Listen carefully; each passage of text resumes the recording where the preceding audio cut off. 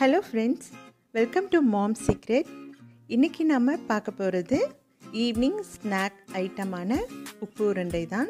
இது காரக் கொழுக்கட்டை, நீர் கொழுக்கட்டை, உப்பு உருண்டைன்னு இடத்திற்கு தகுந்தாற்போல் பெயர் மாற்றி அழைக்கப்படும் ஒரு ஸ்நாக் ஐட்டம். வாங்க எப்படி பண்ணலாம்னு பார்க்கலாம். இதுக்கு தேவையான பொருட்களை முதல்ல பார்த்துடலாம். ஒரு பெரிய சைஸ் வெங்காயம் இப்படி பொடியாக கட் பண்ணி எடுத்துக்கலாம். 1/4 மூடி தேங்காய் இப்படி குட்டி குட்டியாக கீனி எடுத்துக்கலாம். 2 ஸ்பூன் கடலைப்பருப்பு, 1 ஸ்பூன் ஜீரகம். உங்கள் காரத்துக்கு ஏற்றாற்போல் நீங்கள் காஞ்ச மிளகாய் எடுத்துக்கோங்க. நான் 4 நம்பர் எடுத்து இப்படி பொடியாக கட் பண்ணி வச்சுருக்கேன்.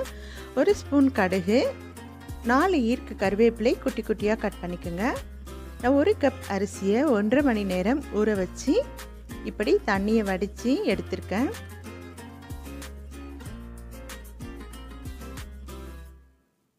நான் இந்த கப்பில் தான் அரிசி மெஷர் பண்ணேன். இப்போ ஒரு மிக்ஸி ஜாரில் நம்ம அந்த அரிசியை சேர்த்துக்கலாம். கூடவே கொஞ்சமாக உப்பும் கொஞ்சம் தண்ணீரும் கலந்து நல்லா அரைச்சிக்க போகிறோம். இது மாவு நைஸாக அரைக்க வேண்டாம்.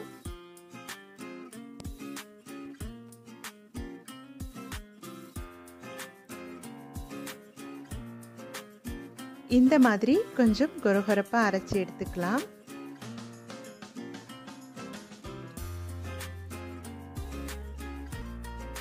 ஒரு கடாயில் 2 ஸ்பூன் எண்ணெய் விட்டுக்கலாம்.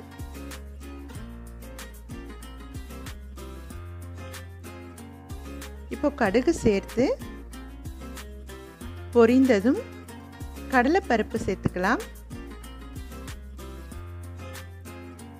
கடலைப்பருப்பு நிறம் மாறுற வரைக்கும் கொஞ்சமாக வதக்கிக்கலாம்.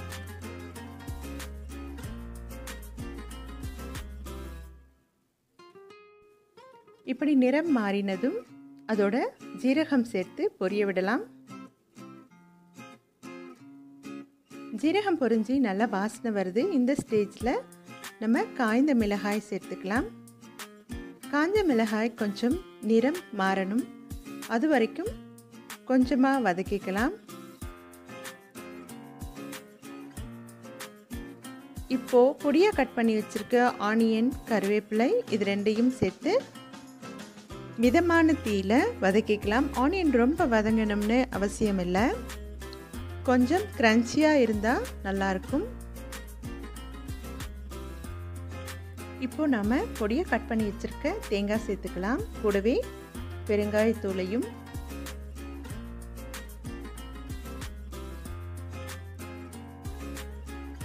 இதெல்லாம் ஒன்றா கலந்து கொஞ்ச நேரம் இதமான தீயில வதக்கிக்கலாம்.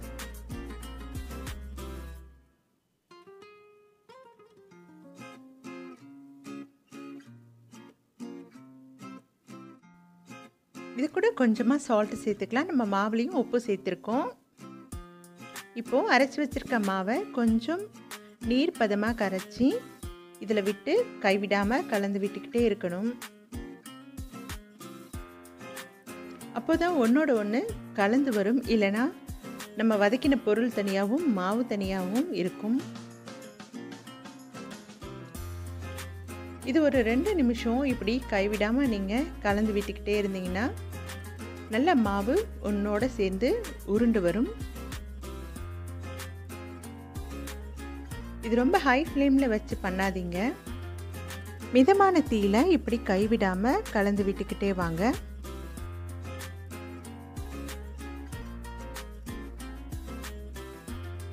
இப்போ பாருங்கள், எல்லாம் திரண்டு ஒன்று சேர வந்திருக்கு.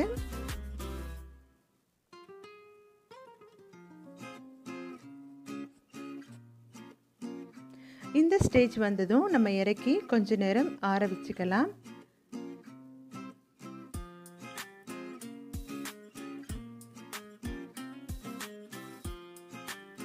கை பொறுக்கிற சூடுக்கு வந்ததும் இப்படி சின்ன சின்ன உருண்டைகளாக எடுத்து நம்ம உருட்டிக்கலாம்.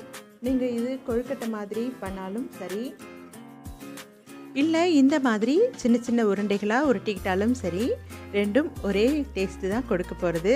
ஸோ உங்கள் வீட்டு குழந்தைங்களுக்கு எந்த மாதிரி செய்தால் பிடிக்குமோ அப்படி பண்ணிக்கோங்க. ஒரு இட்லி தட்டில் எண்ணெய் தடவி இப்படி ஒரு உருண்டைகளாக அதில் நம்ம சேர்த்துக்கலாம். ஒன்றோட ஒன்று ஒட்டி இருந்தாலும் கவலை இல்லை.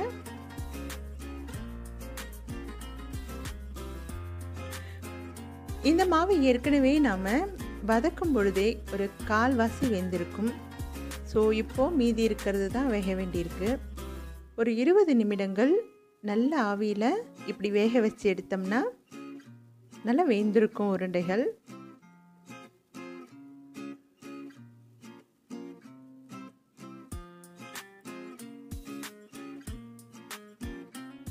இப்போ 20 நிமிடங்கள் ஆயிடுச்சு. திறந்து பார்க்கலாம்.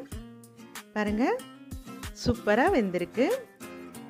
நம்ம வைக்கும்போது இருந்த கலருக்கும் இப்போ இருந்த கலருக்கும் வித்தியாசம் நல்லாவே தெரியும். இப்போ இந்த கலர் கொஞ்சம் டிரான்ஸ்பரண்ட்டாக கூட இருக்கும். ஒன்றோட ஒன்று ஒட்டாமல் நல்லா வெந்திருக்கு பாருங்கள். இப்போது இதை நம்ம ஒரு பிளேட்க்கு ட்ரான்ஸ்ஃபர் பண்ணிக்கலாம். பாருங்கள், சூப்பரான உப்பு உருண்டை ரெடி. இது கூட நம்ம கார சட்னி இல்லை தேங்காய் சட்னி இல்லை வெல்லம் கூட வச்சு தொட்டு சாப்பிட ரொம்ப டேஸ்ட்டாக இருக்கும். இது ஈவினிங் காஃபி இல்லை டீ கூட ரொம்ப சூப்பராக போகும். நீங்களும் இதை வீட்டில் ட்ரை பண்ணி பாருங்கள்.